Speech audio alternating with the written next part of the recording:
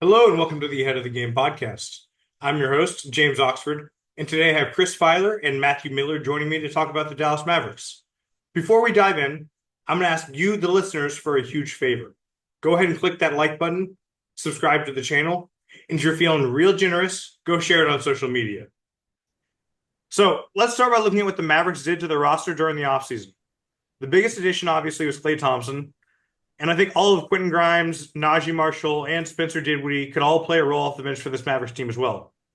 So my first question for both of you is, how do you like the addition of Thompson to a lineup that already features Luka Doncic and Kyrie Irving? And is Klay Thompson the presumed day one starter? Chris, I'm going to throw it to you first. Is Klay Thompson the presumed day one starter? That's so interesting. I would think he probably is because of just who Klay Thompson is. I mean, he's a mega personality in the NBA, and I don't think the NBA is quite ready to put him on the bench. I suspect by the end of the season they might be. Uh, I'm not really crazy about the addition of Klay Thompson, but I don't think it's because so much of Klay. I think the offense is going to be awesome. He's still a nuclear shooter in the NBA, even at this age and post injury, and playing alongside Kyrie and Luka. I mean, that's going to be fantastic on offense. What immediately breaks my brain is looking at the starting lineup. What I would assume will be the starting lineup was Luka, Kyrie, Klay, PJ Washington, and Daniel Gafford or Lively. That's like a defensive apocalypse, I think, and I'm pretty worried about that perimeter defense just in general. Maybe in the regular season it won't matter, but I'm extremely concerned, and I wouldn't be shocked if by the end of the season we've got Najee Marshall in there instead for somebody.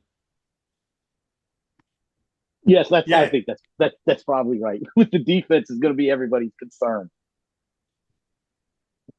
yeah, and defensively is kind of the reason I was posing that question. Najee Marshall had a really good shooting last year for the Pelicans, but that was kind of an aberration for his career. So this is kind of the year where we see, was that improvement legit or was it kind of a small sample size? And when I say small sample size, in terms of three-point shooting, one season really is a small sample size. We see these seasons from players all the time where they come in 31, 33, and then they hit 39 one year, and then the next year they're back to 33, 34. So I think it remains to be seen whether he's going to be that guy who stays with that improved shooting. Regardless, though, I do think there's a conversation to be had. Like you said, the defense is just. I don't see how it works with Klay Thompson in the starting lineup defensively, unless their offense is just, to use a word you just used, nuclear, Chris. It's a defense. It really is a defensive apocalypse, and I like all these guys. They're all fantastic basketball players, and Klay's a fantastic shooter still. But it's so much to put on PJ Washington. He's going to have to be the guy out there whenever these three main guys start getting cooked. It's going to be PJ, or they're going to have to bring Marshall in. And like you said, the shooting for Marshall, I mean, I hope it's real. I like him as a player, but he only shot 78 threes last year all season. It's not like it was high volume. So it's just asking a lot, to lose Derrick Jones Jr. That's almost in my mind a bigger move than anything they added to the team. What do you think, Coach? Yeah, I think that's probably going to end up being the big question going into the season. Now, the only thing I would say, like with Klay Thompson on the defensive end, he's never going to be the guy he was pre-injury. His lateral movement still is never going to be there again. Plus, what is he now? 34, almost 35 years old. So naturally, that was going to decline anyways. But maybe the change of scenery, the excitement of being there, maybe we'll get the better effort on the defensive end. And, hopefully they're not asking him to guard the other team's best perimeter defender to start the game since, you got Quentin Grimes coming off the bench, Najee Marshall. Exum can defend a little bit. So hopefully he's not the guy who has to guard the primary ball handler on the other team to start the game. Yeah, you're right. And Quentin Grimes is a good shout. I wasn't thinking of him as potentially he could eventually be the guy. I mean, maybe it isn't Marshall. If Marshall can't shoot, maybe it's Grimes comes into the starting lineup at some point in the future to replace Klay. That's not crazy, and I that's a good point for sure. I think Yeah, Exum I is think. a. Oh, go ahead. I think Exum's a dark horse. Also, that was a good name to bring up there because he really has kind of shown solid improvement just throughout his career. I think it took a little bit while or it took a while for him to kind of get that launch that he really needed, but he's been a solid role player, and that's kind of what you want next to a backcourt of Kyrie and Luka. You don't need another guy who can come in and get buckets on his own. He's never gonna have the ball in his hands anyways. You want a good connecting passer, which is exactly what Exum is at this point. He's not a guy you want running pick and roll heavy, but he can make the extra pass, no question about it.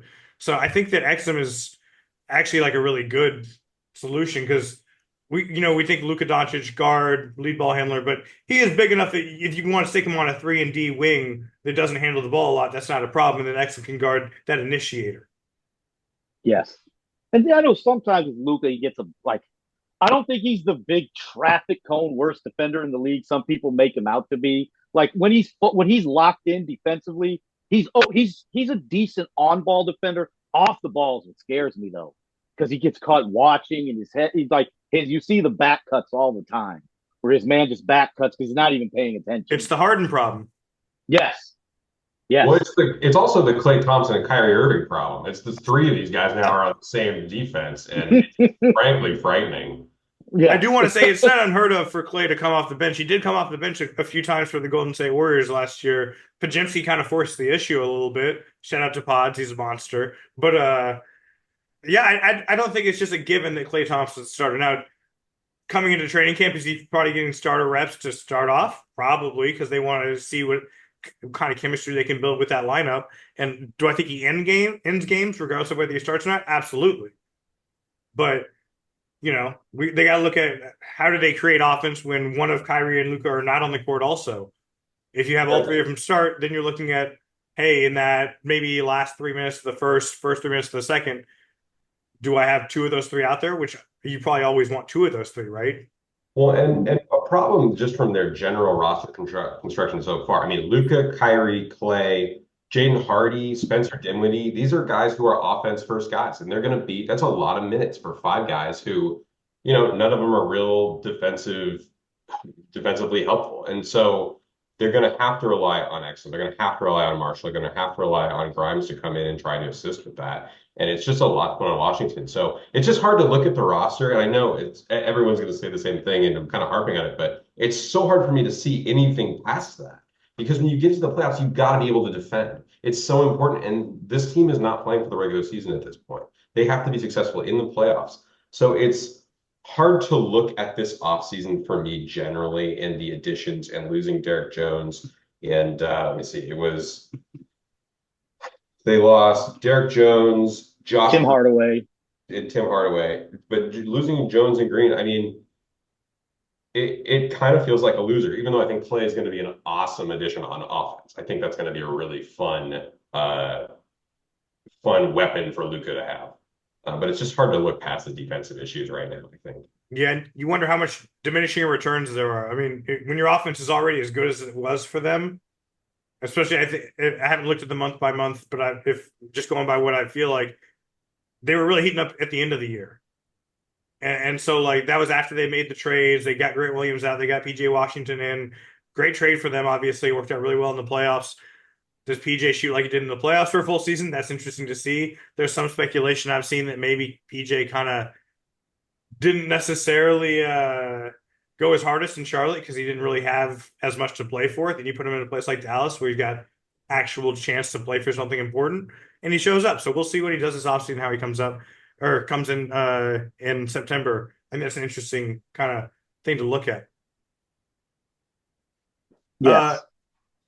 Now, I think that it's really interesting just looking at Luka Doncic's career arc because he came in, he was pretty much outstanding right off the bat. He had holes in his game. I think he's filled in quite a few of those holes. Defensively, Matt, like you said, on ball, he's decent when he's focused. Obviously, there was some viral clips going around during the playoffs where he kind of did look like a traffic cone at times. Yeah, especially against the Celtics. Yes, yeah. So there were times where I think that maybe he's doing too much. I was listening to Calipari talk about the way he coaches, and he says, "Look, we track how many times you're running down court, hustling in transition, and if you don't hit a certain threshold in terms of percentage of possessions, then we reduce your minutes because the thinking is, well, we're playing you too many minutes. Now, it's tough to hold those guys at the same standard in the NBA, obviously, especially when a guy is as big of a load as Luka does. But when you think like, hey, if he's not able to dial in and focus on those important times because he's doing too much on the other end of the court, then this Klay Thompson thing could help out just for like he can absorb more of the offensive workload than I think Derrick Jones could. Although I do think Chris is correct, Derrick Jones is a huge loss because he was just so pivotal to those playoffs. His ability to both play defense on the perimeter, get out in transition, get easy buckets, and hit the threes. Like he was doing everything they were asking of him. Yes, I think the only time it kind of was, I think why they really decided to like kind of go away from him was that Celtics series when if he couldn't hit, he could throw it in the ocean. So at this point, like, what's he doing for you? And their defense, I don't think was the main issue in the finals. They could not make a shot. Like if you looked at the numbers, I think they held the Celtics like to their worst shooting percentage of all the teams that the Celtics played in the playoffs. They defended them the best. They just couldn't throw it in the ocean on the other side, especially Kyrie too. He was bad. Well, and that's potentially part of the calculation here, adding Dinwiddie, adding this kind of talent, adding Klay, trying to get more firepower on offense. And maybe it is a situation where Luka is being asked to do just too much. He does everything on offense. I mean, he does. And so adding Dinwiddie, you have Hardy, who's another year progressing. You've got Klay to just put some points on the board, and Kyrie's still a fantastic player, fantastic offensive player. Maybe part of the calculation is let's take a little more off Luka's plate, and maybe he does give you a little more on defense this year. That's definitely part of the calculus. It has to be. And you're right. I mean, they're leveling up this offense because they could not play with the Celtics. They weren't even in the ball game on the offensive front. You just have to be able to do more. The Celtics have 6 guys who are just it's such a balanced team. That's the standard right now. They're still going to be together for at least the next couple of years. So, you have this window where Kyrie hasn't fallen off yet. He's early 30s, but when that could happen any year. That might start happening this year. I don't know. So you have this window with Luka and Kyrie. You got to go for it. And that got to be part of the calculus. You're absolutely right. Now, speaking of Kyrie, he does have a player option for next year. I do wonder, what are his expectations in terms of, is there a scenario where he picks it up, or is it always, well, I'm going back into free agency just to get my money? Obviously, we're expecting to see a big cap spike because of the new TV deal. So whether Kyrie's unhappy or not may not even matter in terms of whether he picks that option up. Obviously, there's a long history of guys not picking up that year so they can get out, get their new contract. And like you said, he's 32 as his listed age on Spotrac. I'm not sure if he's actually 32, if that's just his age for this I think current season. I think he is 32. Like he'll turn 33 this next year. I think he is 32. Okay, so he probably does want to get out there and get another contract. Oh, absolutely. Because this will. So I don't think it's guaranteed they have a big window here. I think that it's very possible that this is the last year that they could be super competitive unless Kyrie says, I want to commit here long term. I know he said he loves it in Dallas. He's able to be himself there, which, for the first time in a long time this year, first time in a long time, he hasn't had any issues with, some of the where he posts the stuff or whatever it may be, whether it's Boston, Do you have a city that Kyrie's played in where you can't find a quote that he loves it there? I mean, I'm sure he liked it, bro. I mean, I don't know. He's Kyrie. You just don't know with him. I'm just saying, Kyrie loves it everywhere until he doesn't. Well, and the way this team is built, Luka's got his player option the following year in the 26-27. He'll decline that and re-sign, I'm sure. But they really are built to be able to build a new team around him after the 25-26 season. I mean, almost every contract is up outside of Klay, who will be expiring that year, and Najee Marshall, who's going to be on a sub-$10 million deal. So I guess into AJ Lawson here down at the bottom. But I mean, they're going to be able to rebuild around Luka however they want in a couple of years. But just for this window, there's just no guarantee you're going to be able to put somebody else awesome around Luka. There's nothing. I should point out, Luka could also leave that year. Yes. Yeah. I'm assuming for the Mavericks fans all around, just for their benefit, that he's going to stay for now. But that's very possible. Yeah, Lively's development is going to be huge these next couple years for Luka. Oh, Although he was absolutely. great last year, he was awesome for them. Yeah, absolutely. All right, so let me check. They have the Mavericks at 50.5 wins is what I saw on the book last time I checked. Uh I am going to start with my prediction. I'm going to go over, and I'm going to put them at 52-30. I think kind of what we saw in the second half of the season last year was pretty legit for them. Although now that Chris, mentioned that they're not really playing for the regular season, am I second guessing that a little bit? Maybe. But 52-30 is where I have them right now. Chris, where are you thinking they're going to end up? I think the way their team building is not for the regular season. The West is so hard you have to play for the regular season. I mean, they won 50 last year, and but teams 4 through 10 were 4 games apart. So I mean, they're going to have to play for the regular season to some degree. I just don't think you can coast in the West these days, and it's going to get harder. Oh my goodness. I think that they are going to go under on that. I do think it's going to be a high 40s win total. I think the West there's just less teams this year. I mean, less teams to beat up on. I know tanking is going to probably be in full force for a couple teams, but it sounds like the Jazz are going to still have Markkanen. The Grizzlies, who were one of the couple teams that didn't do well last year, they're back and they are super scary. They're a regular season juggernaut. I don't know what the heck Wemby's going to do to the Spurs. I mean, for all we know, I don't know. He's so unbelievable. They might be in the playoff next year. I wouldn't. They can finish You don't know. six with just him. I mean, it's crazy. So outside of Portland, and the Rockets were one of the teams that didn't make it, and they're fantastic and deep too. So this is not getting easier. This is going to be really hard. I mean, we might turn around and the Clippers sit Kawhi, and they only win 25 games or something crazy. Like this is going to be brutal. So I would say under on that. I would guess something like 49, 48 wins. Mm-hmm. So I think there's like a scenario where they can win as few as 44, 45. But then you've also got the other spectrum where if everything goes right, we're all assuming health for all these teams. They can win 53, 54 games, maybe 55 if everything just goes well.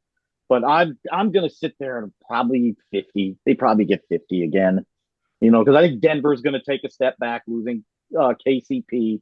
Is Minnesota going to continue to be good?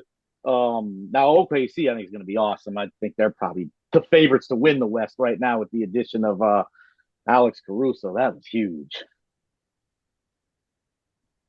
Yeah, I think that's interesting, Chris, that you say that the West is going to get tough. Side note here, Chris Gorman was on last week saying that he thinks the West is going to get a lot easier. So I know we have a future episode having y'all two on Battle of the Chris's to talk about the Western Conference toughness.